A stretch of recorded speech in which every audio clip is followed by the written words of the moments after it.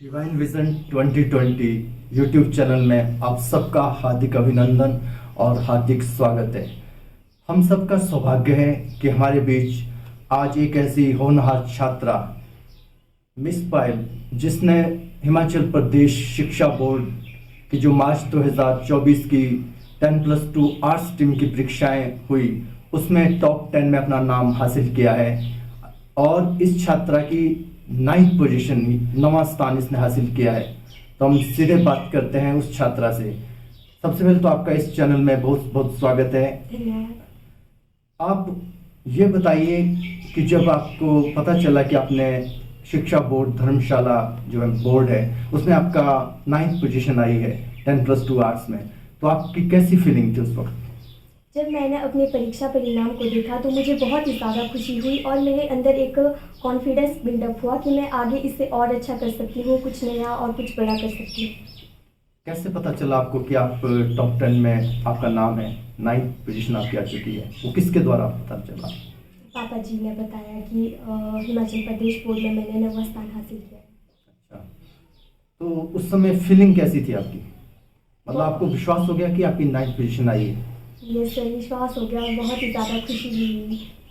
अच्छा, ये 9th position हासिल करने के लिए आपने क्या क्या एफर्ट्स किए वो थोड़ा सा बताएं, ताकि जो भी स्टूडेंट्स खास कर इसको देख रहे हो तो उनको एक इंस्पिरेशन मिल सके।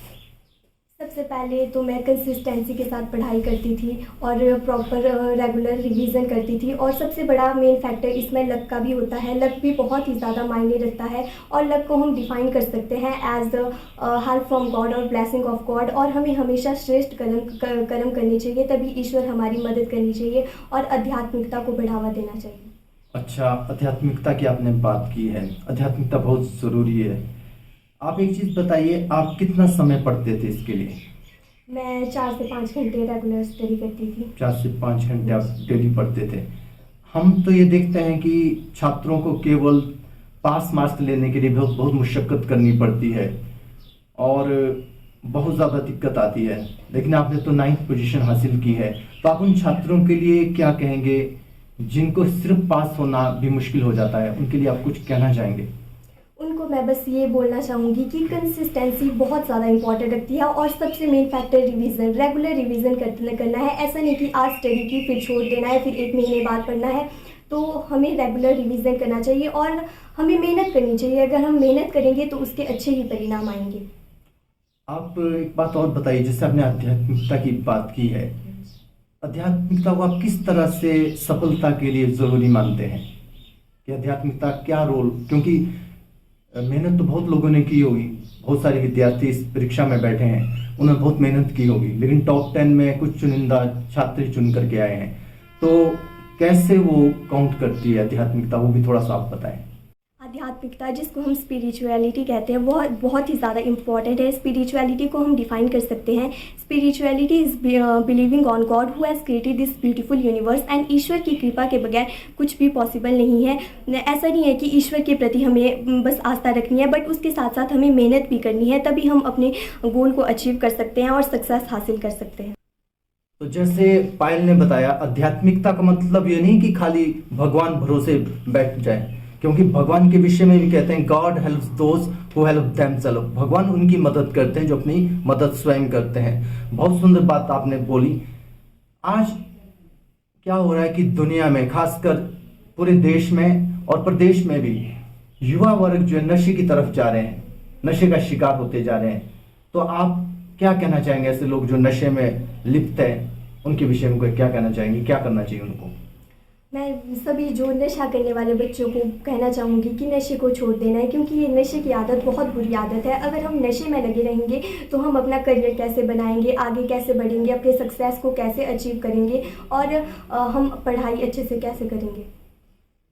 आप एक गांव से बिलोंग करती है, बनेरा एक छोटा सा गांव है, तो कई बार लोगों के मन में ये होता है कि जैसे जो शहर में रहने वाले लोग सिटीज़ में रहते हैं वो टॉप 10 में आ सकते हैं।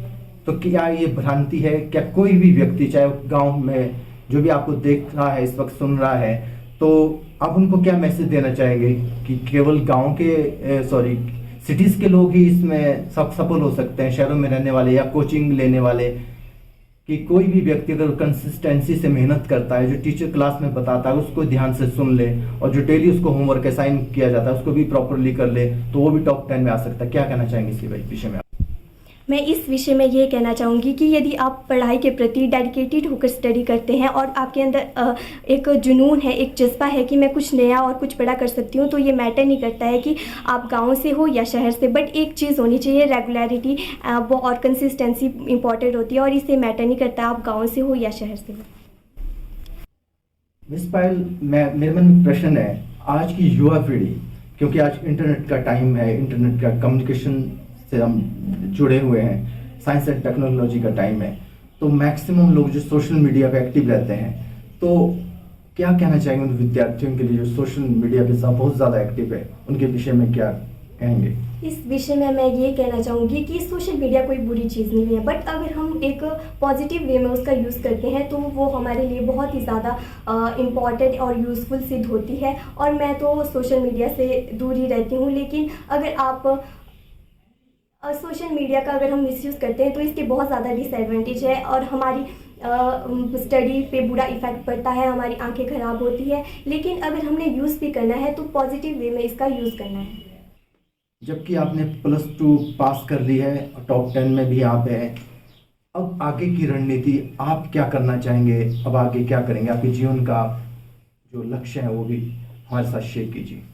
मैं मेरे जीवन का जो लक्ष्य है, मैं एक IAS ऑफिसर बनना चाहती हूँ, और एक IAS ऑफिसर बनकर समाज की सेवा करना चाहती हूँ। तो उसके लिए IAS ऑफिसर बनना ही ज़रूरी है? समाज की सेवा तो वैसे भी लोग कर लेते हैं। IAS बनने मतलब समाज सेवा करने के लिए हमारे पास 2 ऑप्शन उपलब्ध होते हैं। एक तो अथॉरिटी को हाथ में लेकर समाज की सेवा करना, और दूसरा अथॉरिटी से रिक्वेस्ट करके समाज की सेवा करना। लेकिन मेरी योग्यता, मेरी आयु, मेरी बुद्धिमत्ता में कोई वो परमिट करती है कि मैं अथॉरिटी को अपने हाथ में लेकर समाज सेवा कर सकती हूँ। इसलिए मैंने ये चुना कि मैं IAS ऑफिसर बनकर समाज की सेवा करना चाहती हूँ। बहुत सुंदर। हम परमात्मा से ही उम्मीद करते हैं कि आप IAS ऑफिसर बने, और फिर पुनः जब आप IAS बन जाए, फिर हमारी इस डिवाइन विजन 2020 यूट्यूब चैनल में आपका फिर हम साक्षात्कार कंडक्ट करेंगे।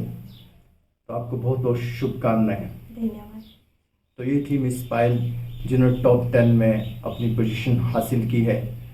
क्या आप हमारे चैनल देखती हैं? हाँ जी, मैं डिवाइन विजन 2020 देखती हूँ, और मैं आपका धन्यवाद करती हूँ कि आपने मेरा इंटरव्यू लिया। और मैं सभी बच्चों को, स्टूडेंट को ये कहना चाहती हूँ कि डिवाइन विजन 2020 चैनल को देखिए, क्योंकि इसमें बहुत ही स्पिरिचुअलिटी से रिलेटेड वीडियो होती है, एंड बहुत सारी वीडियो होती है जिसको देखकर हम इंस्पायर होते हैं, मोटिवेट होते हैं। एक बार आपका बहुत बहुत धन्यवाद फिर से, आप हमारे साथ हमारे चैनल पे आए और अपनी इस तरह की बातें आपने साझा की। बहुत बहुत धन्यवाद। ये शासन होता है। एक लोकतांत्रिक शासन प्रणाली के अंतर्गत भारतीय नागरिकों को अनेक अधिकार प्राप्त है, जिसमें से सबसे बड़ा वो अहम अधिकार है वोट देने का अधिकार।